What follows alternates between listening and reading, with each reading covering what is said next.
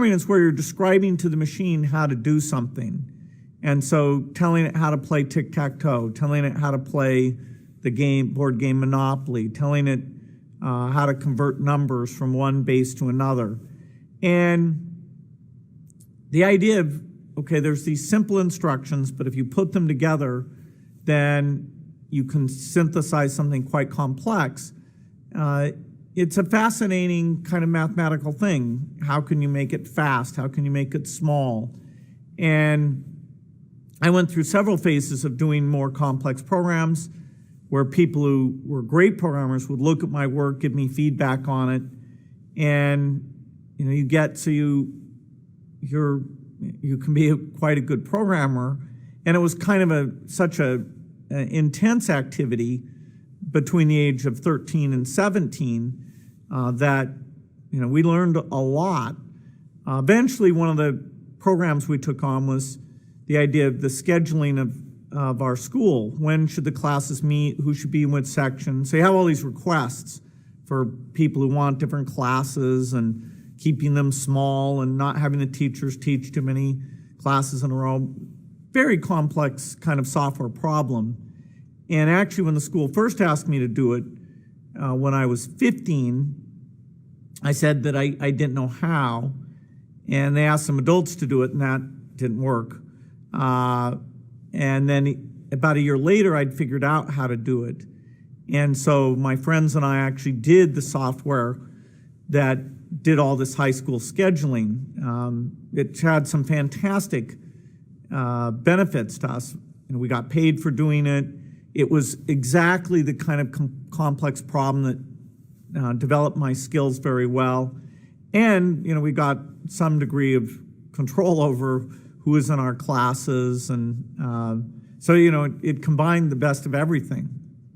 Initially, when that teletype showed up, there were probably 20 kids who sort of showed an interest. And it was confusing enough that it got winnowed down to about 8 or 9 fairly quickly who were quite serious about it. And then there were about 4 of us who were hyper serious, kind of doing it day and night. And 2 of them were 2 years older than I was, and 1 was my same age. Now, in a high school, people are 2 years ahead of you. They don't socialize with the young kids all that much. So the idea that we had this group of 4 of us, was kind of unusual. We called it the Lakeside Programming Group. And one of the companies we'd been doing work for went bankrupt, the one in Seattle. And so we went to one in Portland, Oregon, Computer Center Corporation, C Cubed, which had been in the University District in Seattle. And we'd spent a lot of time there. And they were wonderful to us. They weren't a well-run business, so they went bankrupt. So this company down in Portland, Oregon, said, hey, we're not just going to give you computer time. You have to do something. So we agreed to write this payroll program. And a payroll program is surprisingly complicated. There's all these taxes and reports and things at the state level and federal level. Anyway, they said, well, if you could write one of those, we'd at least give you free computer time. And so I negotiated that deal. And the 2 older members, Paul Allen and Rick, said, well, there's not enough work to go around, so we're going to take charge of this. And I said, okay, I'm not that interested, because I had in mind how I wanted to do the payroll program. And so they messed around for about 3 months, didn't get much done, and then said, well, you join back up. And I said, okay, but, so I'm in charge of this, and, it's going to kind of set a precedent for future activities. But they said, no, that's fine. And so we actually finished this payroll program. It was a lot of work. The friend who was my age, Kent Evans, and I ended up doing the lion's share of the work. Now, tragically, right as he and I finished that, he was killed in a mountain climbing accident. And So then there were just 3 of us left who'd been extremely involved, including Paul Allen, who was the one who was reading the magazines even more than I was. And he was the one who actually saw this computer on a chip, so-called microprocessor, in a very small, obscure article. But he saw that it would be deeply important and brought that to me in 1971. So we were still 15. I was 15, and he was 17 at the time. So these CQ people have this computer, which is a time-sharing computer, and they're letting us come in at night. And they had this deal with the company who made the computer, Digital Equipment Corporation, that they had this acceptance period. If they could find problems with it, they could delay their rental payments. And so they thought of us as kind of monkeys that might find some problems and help them delay their rental payments. Well, that was a fair analysis, because at first we were just completely goofing around. Like, we'd try to run hundreds of jobs at the same time, or have all the jobs try and grab the same resources to see if we could get the system to fail. And we did, in kind of this brute force approach. And so they would report that as a problem and delay their rental payment. Well, as a few months went by, actually about 4 months by the end of it, we had gotten very sophisticated. In fact, we'd gotten the source code of the operating system out of the garbage can, and we're reading it.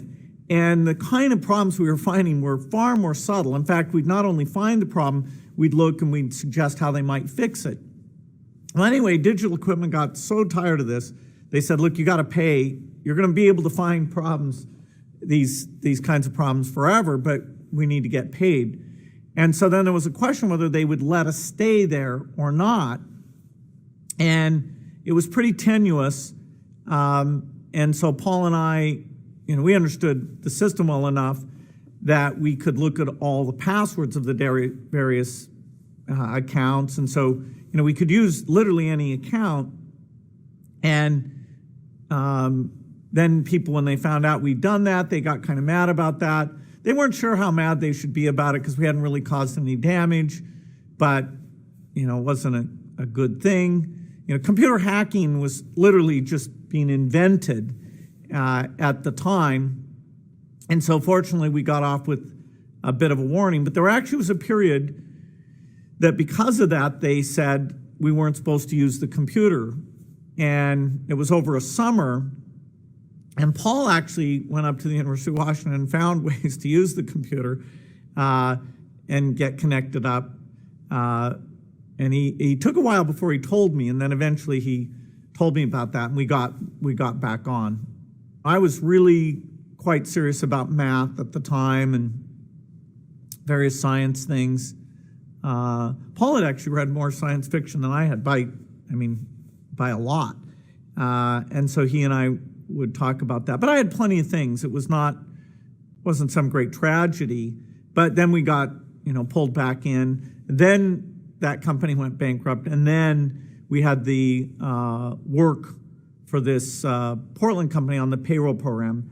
And then we had the scheduling program. And so, we were lucky. There were always kind of things that not only gave us an opportunity, but exposed us to that next level.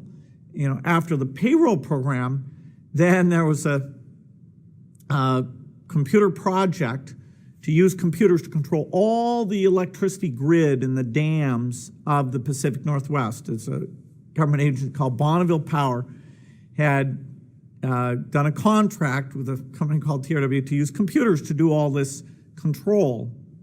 And TRW had committed to do all this really high reliability, great software work.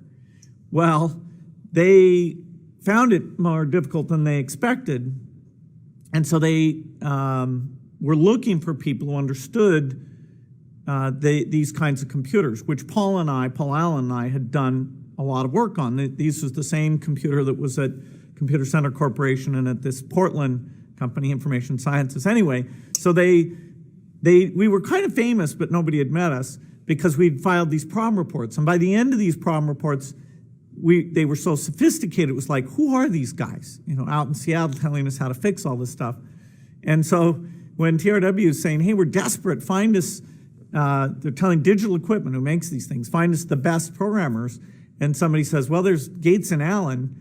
And somebody says, well, nobody's really met them. But yeah, but they're really good. We ought to be able to track them down. So they find us, this one guy, and we go for an interview, and these two kids show up, and when I was interviewed, I was 16 when they interviewed me. So they're like, well, we can't hire you. But, then they talk to us about software, and we clearly know a lot. And when you're young and you know a lot, people don't have any kind of intermediate thing. You're either, what you're supposed to be, which is a kid who doesn't know that much, or they think, whoa, what, this guy's the limit. Well, we were pretty good programmers. But anyway, so we got jobs at this TRW, and that exposed me to some programmers who were way better than I was, who critiqued my work. I could look at their work. This one guy was really a phenomenal programmer, and he would just take my stuff and rip it apart, in this super constructive way. Anyway, it was a brilliant thing, and so part of my senior year and the summer before and after the senior year, Paul and I were down in Vancouver, Washington, working on this project. So it kind of took our understanding to a whole new level, and it exposed us to a bunch of people there. And Paul, the whole time, ever since he'd seen that microprocessor article, was saying, there's an opportunity here. This is going to be big. We ought to think what we're going to do about this. So we kept talking about it.